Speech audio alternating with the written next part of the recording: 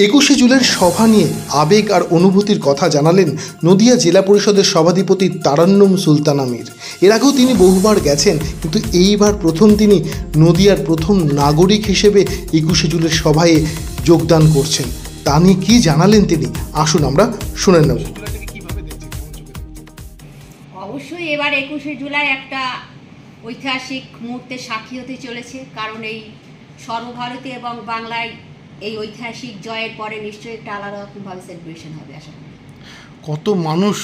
কত মানুষের ঢল নামবে নদিয়া জেলা থেকে এবার, আপনি বলুন। এটা আনএক্সপেক্টেড, কারণ আমরা প্রত্যেক বছর 21শে জুলাই দেখি গত বছর যে লোক সংখ্যা ছিল তার থেকে বেশি লোক সংখ্যা তার পরের বছর হচ্ছে। এবার আশা করছি সর্বোচ্চ রেকর্ড ছাড়িয়ে যাবে। এতদিন আপনি 21শে জুলাই দেখেছেন, অন্যভাবে দেখেছেন, এবার একটা জেলার প্রধান পদ থেকে 21শে জুলাই যাচ্ছেন, সেখান থেকে সেটা বিষয় না। 21শে জুলাই সব মানুষের সাথে আমিও তাদের সাথে একই রকমভাবে যেতে চাই, কারণ এটা একটা আলাদা আবেগ, আলাদা ভালোবাসা। এখানে আলাদা কোনো দেখার কিছু নেই।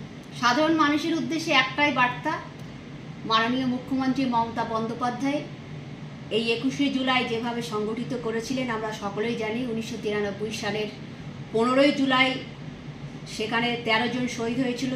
তার দাবি ছিল নো আইডেন্টিটি নো ভোট, যেটা এখন সর্বভারতীয় স্তরে স্বীকৃতি পেয়েছে। তার দাবিতে সেদিন তিনি কলকাতার রাজপথে ধর্নায় বসেছিলেন।